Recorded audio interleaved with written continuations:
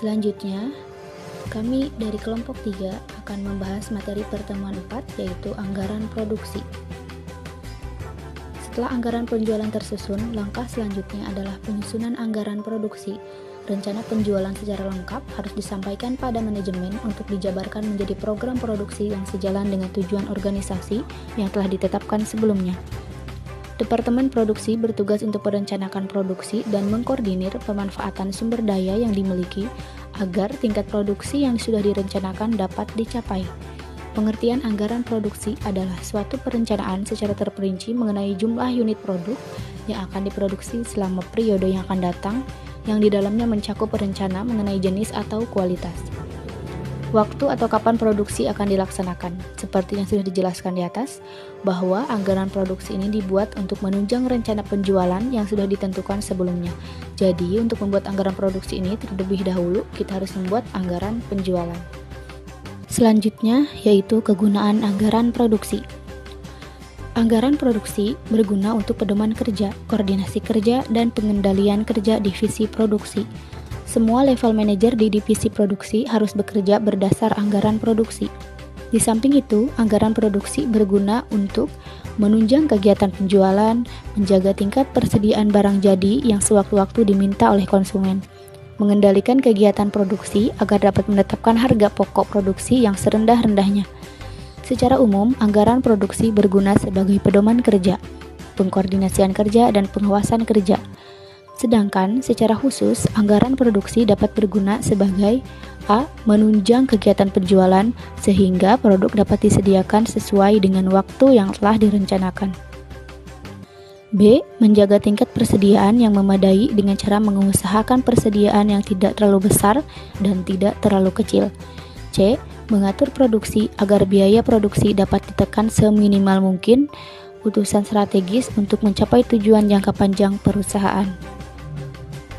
Selanjutnya, tujuan dari anggaran produksi, yaitu yang pertama, untuk mencapai tingkat keuntungan tertentu, misalnya beberapa hasil yang diproduksi supaya dapat dicapai tingkat keuntungan dengan persentase tertentu dari keuntungan setahun terhadap penjualan yang diinginkan. Kedua, untuk menguasai pasar tertentu, sehingga hasil perusahaan ini tetap mempunyai market share tertentu. Ketiga, untuk mengusahakan agar perusahaan pabrik bekerja pada tingkat efisien tertentu. Keempat, untuk mengusahakan dan mempertahankan agar pekerjaan dan kesempatan kerja yang sudah ada dapat semakin berkembang.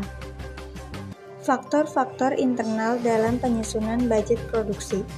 Faktor internal adalah faktor-faktor yang berada dalam perusahaan yang mempunyai pengaruh terhadap kelangsungan perusahaan.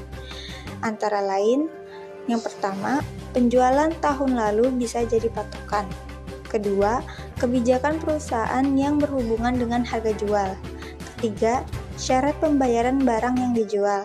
Keempat, pemilihan saluran distribusi. Kelima, tenaga kerja yang dimiliki perusahaan kuantitatif atau kualitatif. Keenam, modal kerja yang dimiliki perusahaan, current asset atau current liabilities. Ketujuh, fasilitas yang dimiliki perusahaan. Kedelapan, kebijaksanaan perusahaan yang dimiliki perusahaan di bidang-bidang lain. Faktor-faktor eksternal dalam penyusunan budget produksi. Faktor eksternal atau faktor luar perusahaan tetapi memiliki pengaruh terhadap perusahaan. Yang pertama, persaingan. Kedua, tingkat pertumbuhan penduduk. Yang ketiga, tingkat penghasilan masyarakat. Yang keempat, tingkat pendidikan masyarakat. Yang kelima, tingkat penyebaran masyarakat. Yang keenam, agama, adat istiadat, dan kebijaksanaan masyarakat. Yang ketujuh, kebijaksanaan pemerintah. Dan yang terakhir, keadaan perekonomian internasional maupun nasional dan kemajuan teknologi. Metode penyusunan anggaran produksi. Yang pertama adalah anggaran produksi dengan stabilitas produksi. Metode ini digunakan untuk perusahaan atau manajemen yang sangat memperhatikan kestabilan produksi.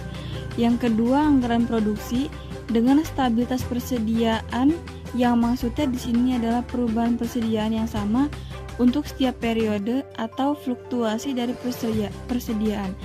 Setiap periodenya sama.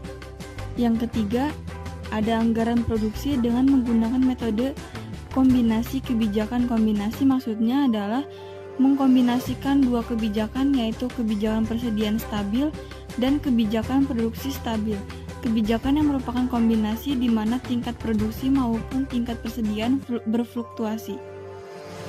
Kesimpulan, anggaran produksi adalah anggaran yang dinyatakan di dalam satuan fisik produk yang akan dihasilkan pada periode anggaran, yaitu sebesar kuantitas penjualan yang dianggarkan sesuai atau di-adjust dengan perubahan kuantitas persediaan awal dan akhir periode yang dianggarkan.